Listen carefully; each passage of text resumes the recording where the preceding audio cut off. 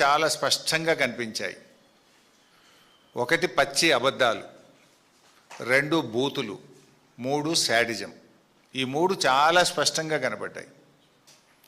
సరే, ఆయన బూతులతో మేము పోటీ పడలేము, ఆయనలాగా బూతులు మాట్లాడి మా క్యారెక్టర్ని మేము పొడగొట్టదలుచుకోలేదు. అంతకంటే ఆయన బూతులు మాట్లాడతానో, శాపనార్థాలు పెడతానో, జైల్లో పెడతా అని బెదిరింపులు చేస్తానో భయపడే లక్షణం మా ఇంట వంట బీఆర్ఎస్ పార్టీలో ఏ గులాబీ సైనికుడికి కార్యకర్తకు లేదు. ఇవాళ ఏం మాట్లాడాను ముఖ్యమంత్రి గారు, ఒకసారి ఆ వీడియో చూసి నేను మళ్ళీ ముందుకు పోతా. ఒకసారి నిన్న ముఖ్యమంత్రి గారు మాట్లాడినటువంటి మాటల్లో శాడిజం ఎట్లా ఉందో, ఒక సైకో ఎట్లా ఉన్నాడో ఒకసారి చూద్దాం.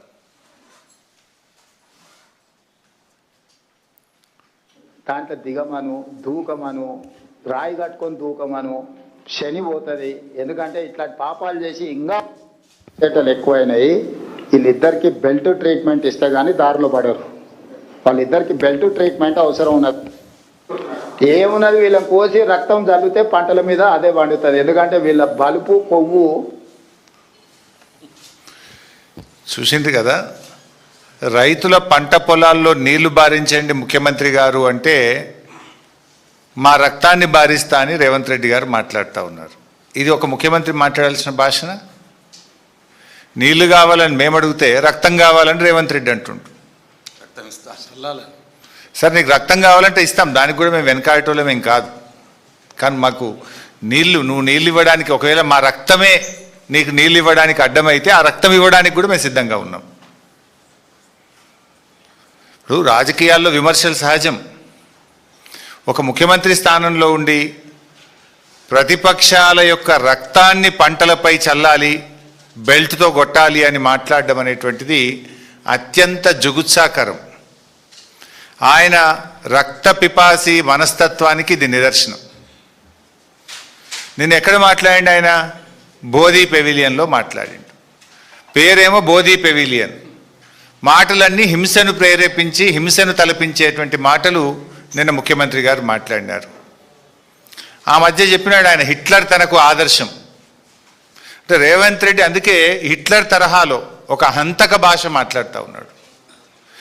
కానీ ఒకటి మాత్రం నిజం, ఫైనల్గా పాపం పండినాడు హిట్లర్కు ఏ గతి పట్టిందో రేవంత్ రెడ్డి నీకు కూడా అదే గతి పడుతుంది. ఇదంతా ఆయన ప్రయత్నం ఏంది? భాష దేనికి మాట్లాడుతున్నాడు? ఎవడు మాట్లాడతాడు? ఫ్రస్ట్రేషన్లో ఉన్నటువంటి వాడు, విషయం లేనటువంటి వాడు, సమాధానం చెప్పలేనటువంటి వాడు. సమాధానం ఉంటే, విషయం ఉంటే, పరిజ్ఞానం ఉంటే, సత్తా ఉంటే విషయం మీద మాట్లాడతాడు. ఫ్రస్ట్రేషన్ కనబడుతూ ఉంది నీ లోపల. నువ్వు జారుడు బండ మీద జారిపోతా ఉన్నావు, నీకు ఓటమి తప్పదు అనేటువంటి ఒక ఫ్రస్ట్రేషన్లో ఊగిపోతా ఉన్నావు, బూతు భాష మాట్లాడుతూ ఉన్నావు. నిజంగా నీకు విషయం ఉంటే విషయంతో ఒప్పిస్తావు, మెప్పిస్తావు. విషయం లేదు కనుకనే బూతులను అందుకుంటున్నావు అనేది ఇవాళ రాష్ట్ర ప్రజలందరూ కూడా అర్థం చేసుకుంటా ఉన్నారు.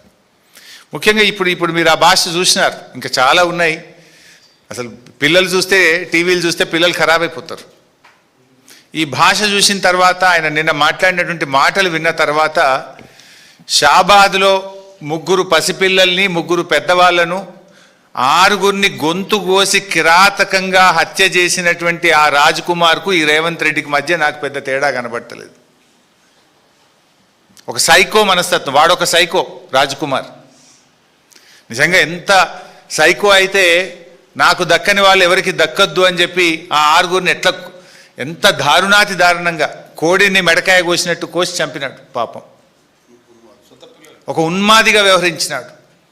ఎంత బాధ కలుగుద్దంటే, పాపం ఇప్పుడు ఒక్క అమ్మాయి మిగిలింది అక్కడ. చెవులు వినబడవు, మాటలు రావు, కాళ్ళు లేవు. ఇప్పుడు ఆ అమ్మాయి పరిస్థితి ఏంటి? ఇంట్లో 6 చంపేసిండు వాడు, ఒక్కటి మాత్రమే మిగిలింది. ఆ బిడ్డ, ఆ చిన్న పసిపాప, ఆమె కూడా పెళ్లిగాని అమ్మాయి. ఇప్పుడు ఆ పిల్ల పరిస్థితి ఏంటి?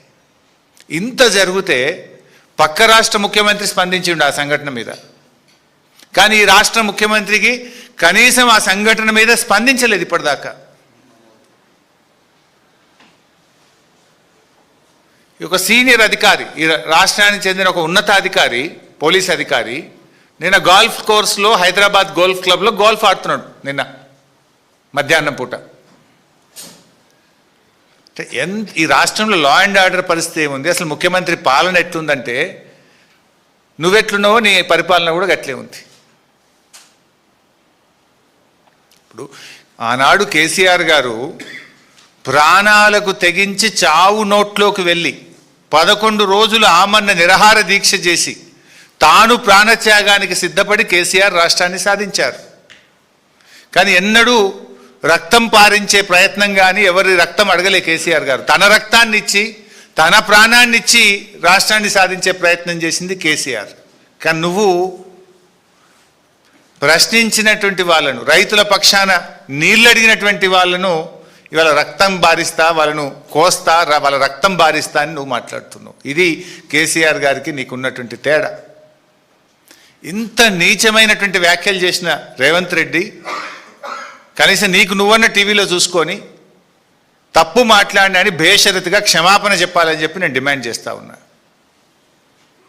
ఇంకో మాట కూడా చెప్తున్నా రేవంత్ రెడ్డి, నీకేంది నువ్వు నీ సైకో మనస్తత్వం ఏంది అంటే మమ్మల్ని తిడితేనో మమ్మల్ని జైల్లో పెడితేనో మా రక్తం బారితేనో రైతాంగానికి నేను నీళ్ళు ఇస్తా అంటే అందుకు మేము సిద్ధం.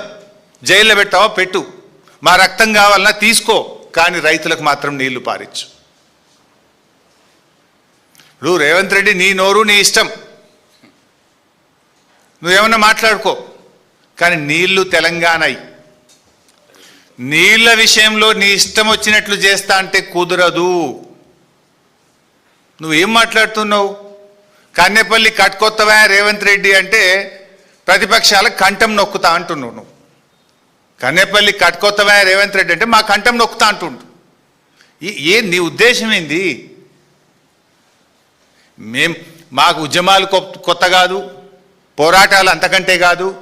తెలంగాణ ఉద్యమంలో అనేక సార్లు అరెస్ట్ అయినాం, జైళ్ళల్లో పడ్డాం. మాకేం అరెస్టులు జైళ్ళు కొత్త కాదు. ధర్మం కోసం, న్యాయం కోసం, రాష్ట్రం కోసం ఆనాడు అరెస్టులు అయినాం, జైళ్ళల్లో పడ్డాం. ఇవాళ లక్షలాది మంది రైతుల కోసం జైళ్ళల్లో పడడానికి సిద్ధం, రక్తం ఇవ్వడానికి సిద్ధం తప్ప నిన్ను మాత్రం వదిలిపెట్టము. ఈ రాష్ట్రం ముఖ్యం, రాష్ట్ర రైతాంగం ముఖ్యం, రాష్ట్ర ప్రజలు ముఖ్యం, రాష్ట్ర ప్రయోజనం మాకు ముఖ్యం. మా గులాబీ సైనికులు, బీఆర్ఎస్ కుటుంబ సభ్యులు ఎవరు కూడా నీ తాటాకు చప్పులకు భయపడడానికి సిద్ధంగా లేరు. ఇలా ఈ రాష్ట్ర ప్రయోజనాలు, రైతుల ప్రయోజనాలు అనేటువంటివి ముఖ్యంగా ఇది బీఆర్ఎస్ పార్టీ రాష్ట్రం కోసం ప్రాణత్యాగాన్ని సిద్ధపడి తెచ్చినటువంటి రాష్ట్రం ఇది.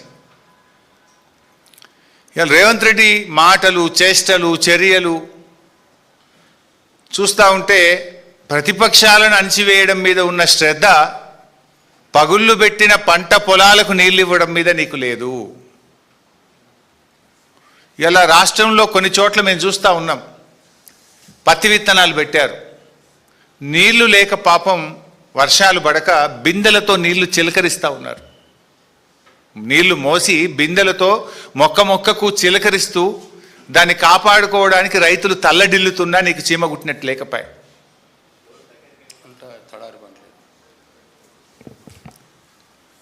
ఇవాళ తెలంగాణ రైతుల ప్రయోజనాలు కాపాడడానికి, వాస్తవాలు చెప్పడానికి నేను ఈరోజు మళ్ళీ మాట్లాడుతూ ఉన్నాను. నిన్న ముఖ్యమంత్రి గారు పచ్చి అబద్ధాలు మాట్లాడిండు. లాస్ట్ టైం కూడా నేను ఆయన అబద్ధాలు ఎట్లా మాట్లాడిండో ఒక్కటొక్కటిగా